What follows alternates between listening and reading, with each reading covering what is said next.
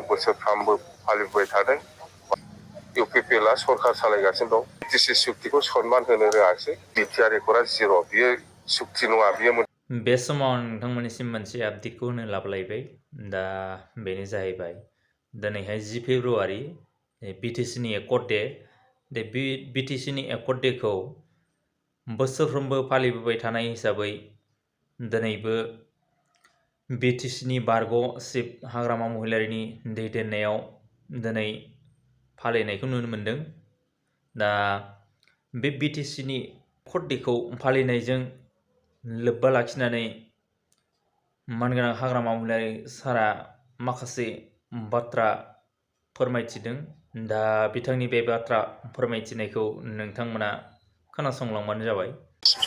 बड'लेण्ड सुक्तिनि दिन बड'लेण्ड डे, बेखौ जोङो बोसोरफ्रामबो फालिबोबाय थादों। 22 बोसोर जाबाय। आरो बेवहाय जोंहा सुक्तिखारि हिसाबै जोङो बे बड'लेण्ड डेखौ अबजार्भ खालामनाया जोंनि दायथ'। आरो आं सानो बेखौ बयबो फालिनाया मोजां। बयबो फालिनाया मोजां। मानोना जोङो बे सुक्तिनि दारैनो बिटिसिनि जेसेबां जाथि जनगोष्ठि दङ, बयबो एफा एफाबाबो मुलाम्फा मोनदों। आरो जोङो गसंथानो हादों। माने इनफ्रास्ट्राक्चारनिफ्राय आरम्भ खालामनानै बा इडुकेसननिफ्राय आरम्भ खालामनानै जायखिजाया बिथिङावनो जोङो एसेबाबो जोङो जौगाहोनो हादों आरो जौगाहोनो हालांगोन होननानै आंहा मिजिं दं। खिन्थु दिनैनि दिनाव जाय इउपिपिएलआ सरखार सालायगासिनो दं, बे बिटिसि सुक्तिनि एखे क्षमताजों जाय क्षमताखौ लानानै सालायबोदों, बे एखे क्षमताखौ लानानैनो दिनै प्रमद बर'आ सालायगासिनो दं। खिन्थु बियो दिनै बिटिसि सुक्तिखौ सनमान होनो रोङाखिसै। सनमान होनो रोङाखिसै। बियो जोंनि थाखाय दुर्भाग्यजनक। इउपिपिएलनि रावबो सोद्रोमा बा इउपिपिएल पार्टिनि रावबो मानसिया दिनै बे बिटिसि सुक्तिखौ अनार होआखै। सार मुंख्लं न'खरफोरनो जोङो आगोलाव रिहाबिलिटेसन होबोबाय। सोरनिबा साख्रि होबोदों, सोरनिबा एसे एनै रां मदद होबोदों। बे जाबोबाय। आरोबाव जाबावगोन, आरोबाव खालामबावगोन जोङो।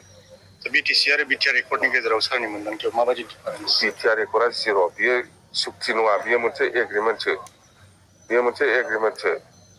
बियो जोंनि बायदि मोनसे सुक्ति जायाखै, एकर्ड जायाखै। बियो मोनसे एग्रिमेन्ट। नोंजों आंजों हा बन्दक होलायनायाव, हा बायलायनायाव जेरै एग्रिमेन्ट जायो, बेबायदिसो बियो। बिटिसि खुंथायाव फैफिननांगौआथ' रायजो राजाफोरनि सायाव निर्भर खालामगोन। जोंथ' दिनै प्रमद बर'आदि जेबो मावनो हायाखै, जिर'। बे खोथाखौ जोङो रायजोफोरनि सिगाङाव बुंगासिनो दं। जेबो खामानि मावाखै आरो मावनोबो गोसो गैया। मावनो गोसो थायोब्ला मावनो हायो। मावनो गोसोआनो गैखाया, बोरै मावनो हानो? बे प्रमद बर' बादि माबा भिजन मिसन बेबायदियाव गैयालै। जोंहा दंखायो खामानि मावनांगौ दंखायो। जोंहा खामानि मावनांगौ दङ। जेनेबा बिटिसि ओनसोलाव सान्थि आरो खौसेथि लाखिनाय, बिटिसि ओनसोलाव उन्नयन लाखिनाय, बेफोर जोंनि माने टारगेट। जोंनि माने बेयो जाहैबाय जोंनि मेइन स्ल'गान माने मेइन उद्देश्य। प्रमद बर'मोन बादि माबा फेस्टिभेल माबाफोर बेफोरबायदि माबा माबि खुंनानै फैसा बख'बाय थानानै जाग्रा मानसि नङा जों। बेनाथ' फेस्टिभेलानो हिसाब गैया। माबा मिसन भिजन बेफोरनि नामावथ' फैसा बरननानै जागासिनो दं।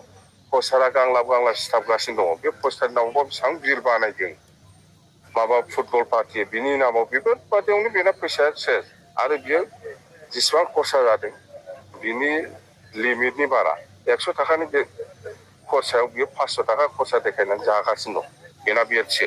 जेबो मा गोजोन, माथो एक्सट्रिमिसानो गोदान दालागासिनो। मा गोजोन फैदों?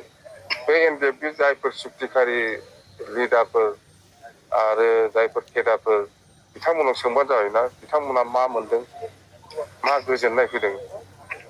एनडिएफबिनि केडार लिडारफोरनाव सोंदो, बिथांमोना बे सुक्तिनि दारै मा रिहाबिलिटेसन जादों, मा मोनदों।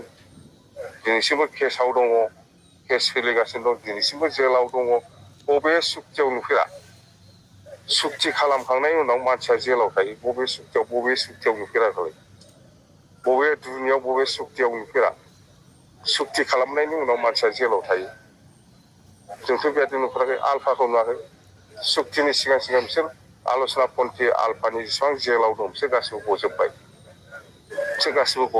सुक्तिनि आगोलनो गदों। दा जाय सादिन आल्फा फरेस्टफोरानि लिडारशिपआव जायफोर दं, बिसोरल'सो हमजानायफ्रा गवाखै। खिन्थु आल'सना पन्थी आल्फानि जेसेबां लिडार दं, केडार दं, गासिबो गजोब्बाय। जोंनालाय मारैथो दाबो सुक्तिया जाना थां दाबो मान गदिया